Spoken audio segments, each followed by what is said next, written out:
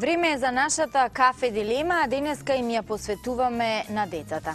Има ли политичка злоупотреба на децата во изборните кампањи? Ке се задржиме повеќе на овие актуелни локални избори. А не знам кој би бил посоодветен од извршниот директор на првата детска амбасада Меѓаши, од извршниот директор кој би можел да зборува на оваа тема, а тоа е господинот Драги Змијанац. Добро утро и добре ни дојдовте. Мислам дека е ова убав период за да сумираме нешто што досега се случуваше и да апелираме или опомениме за нешто што треба допрва да се случи.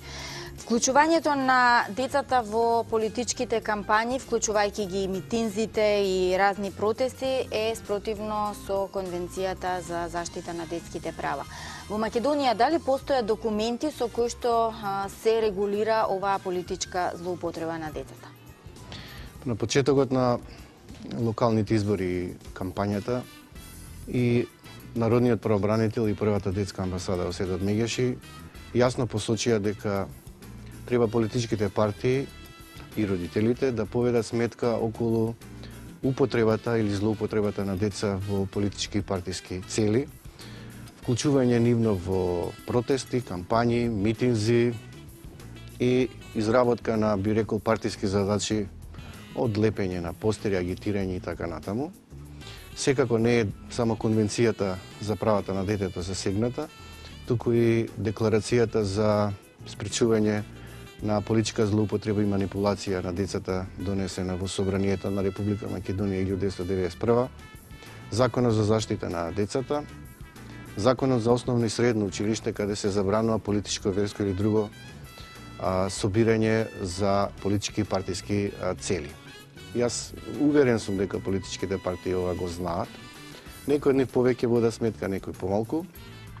Не може да се амнестираат политичките партии од одговорност и за митинзите, и за кампањата, и за протестите кои се организираат.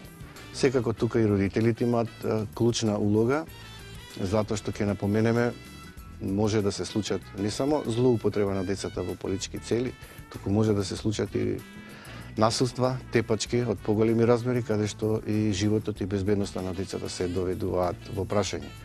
А ние се залагаме политичките партии во нивните платформи да навистина и за локалните и председателските избори и парламентарните, да децата им бидат на агендата, навистина да се вклучат децата во училиште, да се исклучи бројката на невидливи деца во училиште, да се искоренат најлошите форми на злоупотреба на детскиот труд, да се стави стоп на насилството физичко, психичко, сексуално, да се подигне прагот на нетолеранција кон насилниците, силувачите на децата. Меѓутоа, не да им бидат децата политички декор, не да мафтаат со знаменциња на политичките партии, затоа што тоа не само што е политичка злоупотреба, туку индоктринација и манипулација. И мислам дека на овој начин само може да ги одратат политичките партии и потенцијалните гласачи, затоа што веќе се сензибилизирани и граѓаните, и родителите, и децата, дека тоа е политичка злоупотреба. Ние сме реагирале и бараме, мислам дека клучна улога во оваа злоупотреба и детектирање, затоа што нас граѓаните преку нашите социјални мрежи ни праќаат и фотографии од одредени настани каде што политичките партии не повеле до сметка или биле занесени од тоа, мислејќи дека ако има деца, дека на тој начин ќе им се доближат повеќе кон потенцијалните гласачи. Мислам дека за ова треба Народниот правобранител да се произнесе и ако навистина има реакција конкретна, да поведе и да побара одговорност од политичките партии. Јас не случајно го почнав разговорот со она што значи законска рамка и документ со кој што се казнува или се уредува политичката злоупотреба на децата. Зошто го поставив тоа прашање? Во Македонија години наназад сме имале многу пати избори. До сега сте апелирале и вие, бидејќи такви појави имало. И сте апелирале и сме реагирале. И сте реагирале. Морам да бидам коректен, имаше една кампања господинот Пенов за градоначалник, с кога веќе сме во контекст на локалните избори. Имаше неколку билборди каде што тој беше во прв план и замаглени граѓани во втор план. На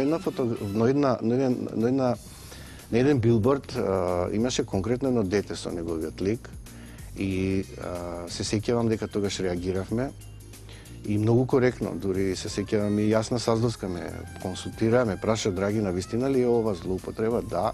И народниот правобранител реагираше и беа тргнати тие билборди. Значи, бара дополнителна сензибилизација кај политичките лидери, партии, тие кои им ги подготвуваат кампањите, навистина да бидат внимателни кога станува збор за децата и нивна злоупотреба. Но, доколку имаме поинаква ситуација на апелирање, реагирање, опоменување да не превземат ништо.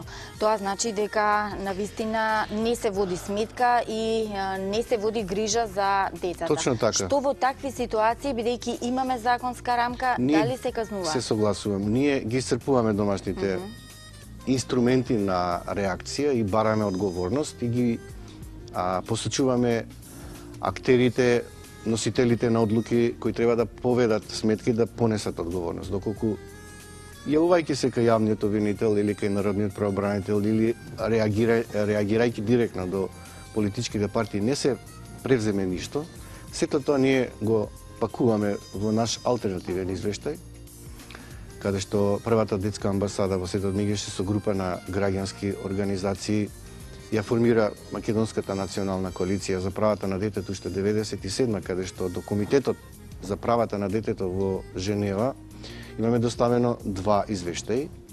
Го нотираме, го забележуваме тоа како појава, го документираме, го архивираме и доколку Комитетот за правата на детето го препознае како едно од прекршувања на правата на детето согласно со Конвенцијата за правата на детето, дава препораки до владата во наредниот период такви појави да се искоренат и тоа влегува како негативна препорака и конотација во однос на државата Република Македонија како потписник на Конвенцијата за правата на детето и сите факултативни протоколи кои следат со неа.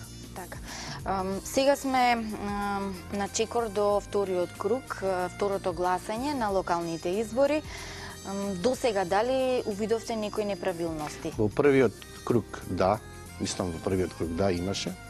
И праќа граѓани, до сега се уште не сме регистрирале. Мислам дека после нашите апели и реакции се поведе поголема сметка, се преиспита одговорните креатори на кампањите. Таму сигурно има и луѓе кои се одговорни за јавноста и негативностите кои може да следат по интересите на политичките партии.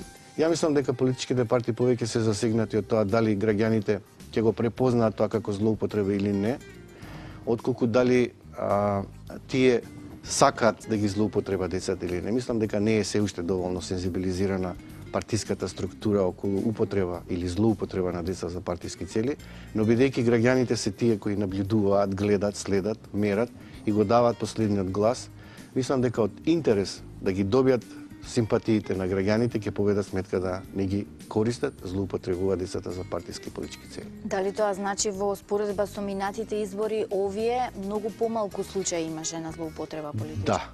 Веќе се некои политички партии веќе се дистанцираат, веќе повеќе внимаваат. Тие кои не внимаваат доволно во занесениот, би рекол, кампањата која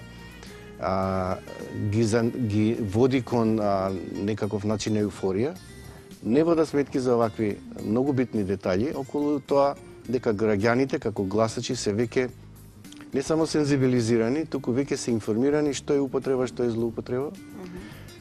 Што значи да детето биде топ на агендата, како што напоменав, градоначалниците во нивните настапи многу често се пофалуваат колку улици ќе изградат, колку мостови, градинки и така натаму.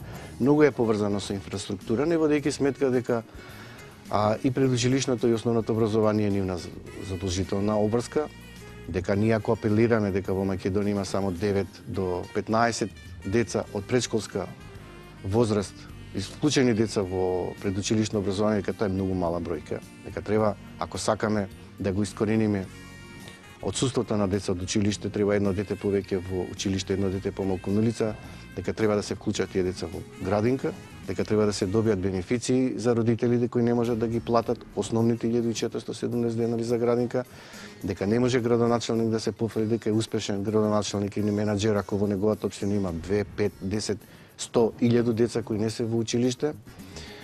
дека исто така не може градоначалникот да се пофали ако просветниот, ако трудовиот инспектор забележи сезонска злоупотреба на децата и отсуство на децата од училиште во септември или во мај кога има гроздобер или не знам, ако родителите не ги пуштаат децата во училиште заради тоа што ги користат за основна екзистенција, а при тоа нема доволна координација со Центарот за социјална работа, а судовите и покрај тоа што просветните и трудовите инспектори им даваат конкретни показатели, докази, не ги санкционираат родителите кои ги злоупотребуваат децата, значи навистина бара еден висок менеджмент во општината и дека градоначалникот може да се пофали само ако се согласно Конвенцијата за правата на дете. Значи мора да поведа сметка и за интересите на најмладите.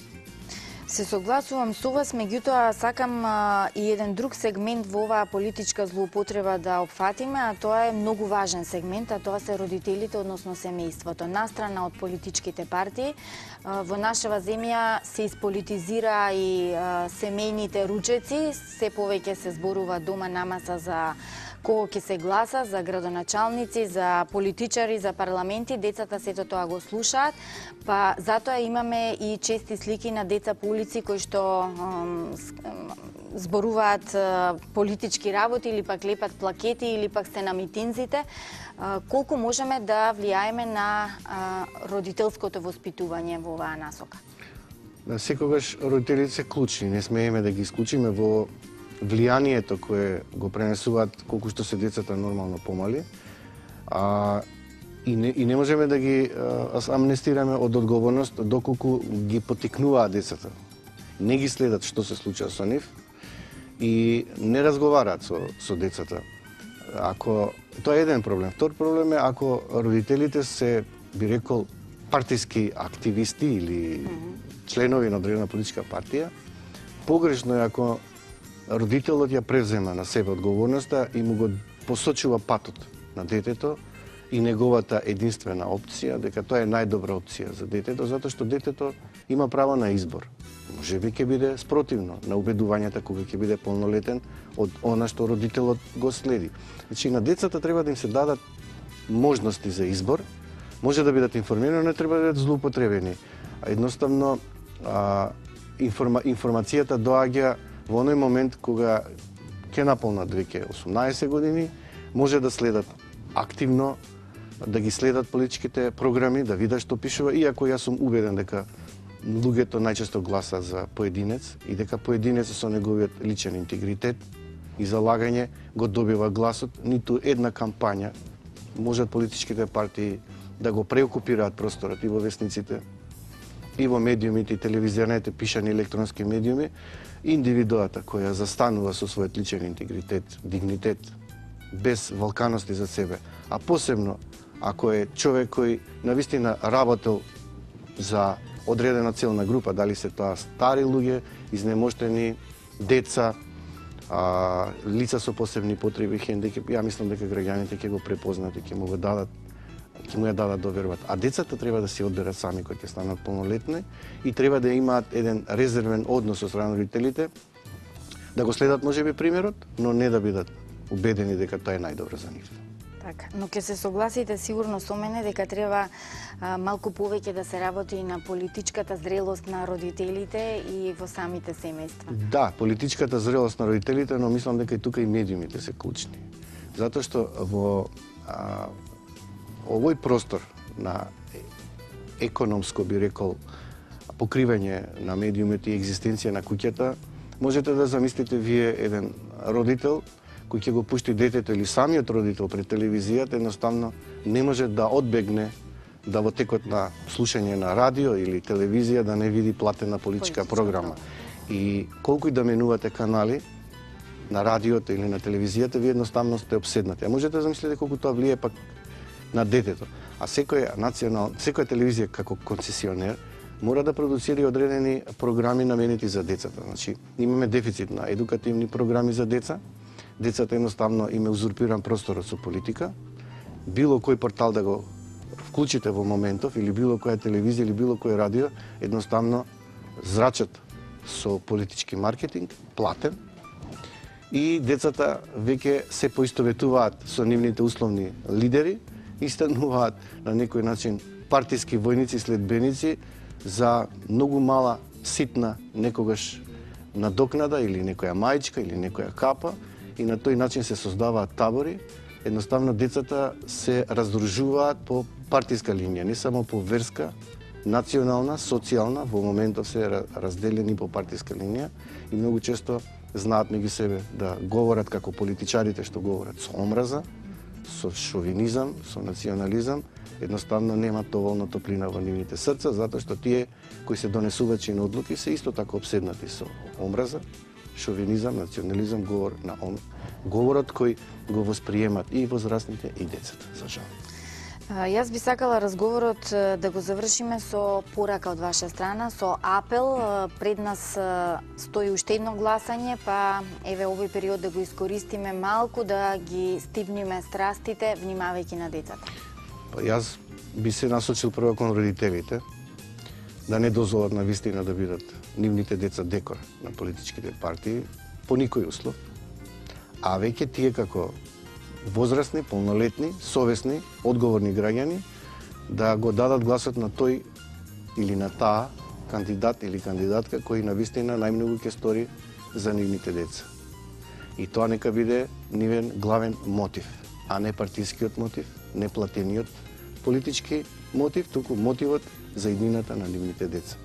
А децата да се препуштат на образование, на игра и што помалку да бидат обседнати со политиката, затоа што тој бенефит они во моментов не може да го оплодуваат. Едноставно, за тоа треба сепак да носат одлуки родителите кој ќе биде избран во наредниот мандат. Ви благодарам за учеството во утринската програма. И јас вам поканувам.